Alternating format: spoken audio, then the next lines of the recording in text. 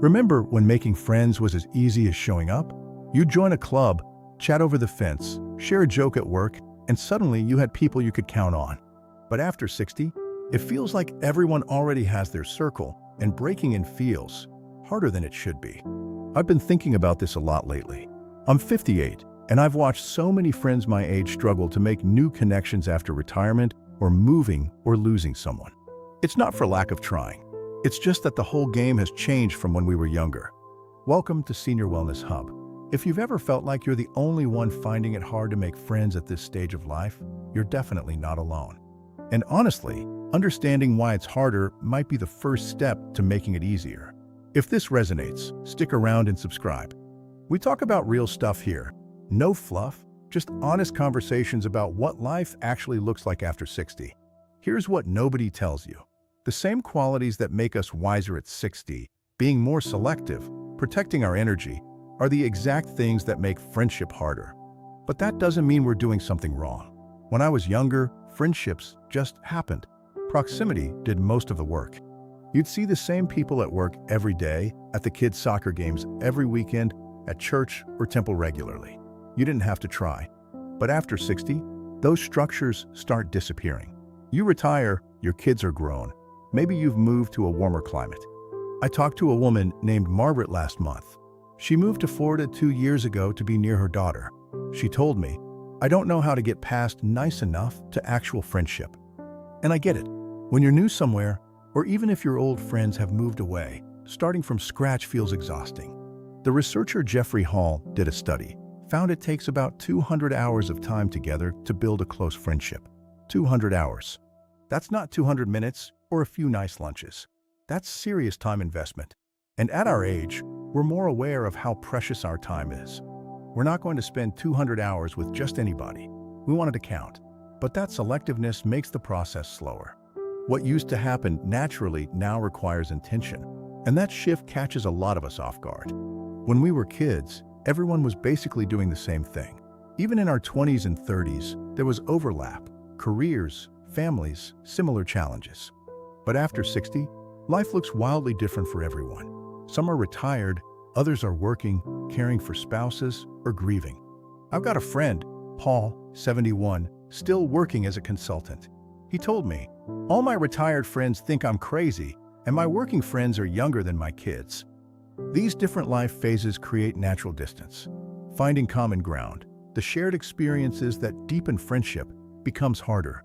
We're more aware of time's limits. So if it doesn't click quickly, we sometimes just let it go. Have you noticed this?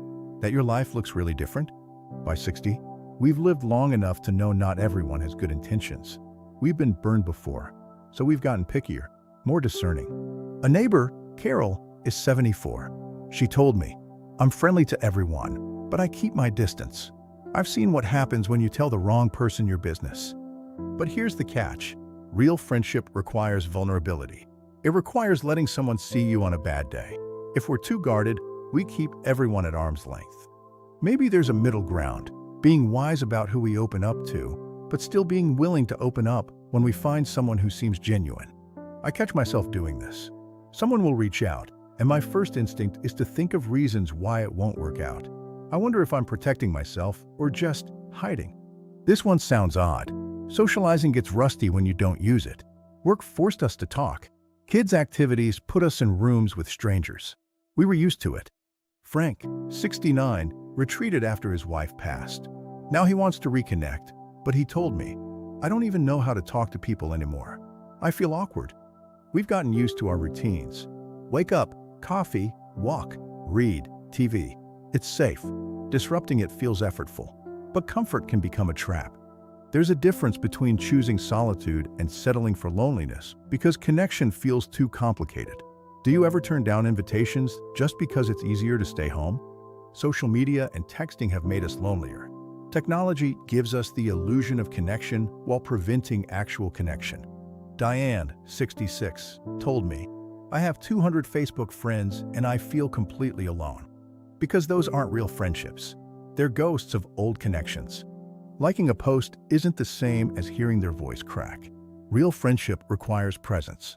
It requires showing up, physically, emotionally. I've spent time telling you why it's harder. But here's what I don't want you to miss. Hard doesn't mean impossible. Actually, friendships now can be deeper. My friend Ruth, 72, joined a grief support group. She found her people. They call each other every morning. That's not luck. That's courage. So what can we actually do? First, go where people gather repeatedly. Book clubs, walking groups. Friendship needs repetition to build. Second, be the one who initiates. Don't wait. Third, show up even when you don't feel like it. Consistency builds trust. Fourth, be willing to be a little vulnerable. Share something real. And fifth, give it time. You're building towards something deeper. If you're lonely, that doesn't mean something's wrong with you. Loneliness after 60 is common because life creates circumstances for isolation. Robert, 75, fascinating guy, but his wife passed and his friends scattered. He's lonely, not because he's doing anything wrong, just because life happened. The shame around loneliness stops us from reaching out. But admitting you want connection? That's not weakness.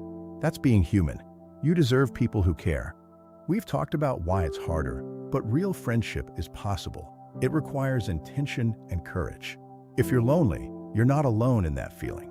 If this video hit home, I'd love to hear from you. Leave a comment. What's the hardest part of making friends at this stage of life for you? I read every comment. Next week, I'll talk about actual places to meet people. Until then, be kind to yourself. You're not alone. I'll see you next time.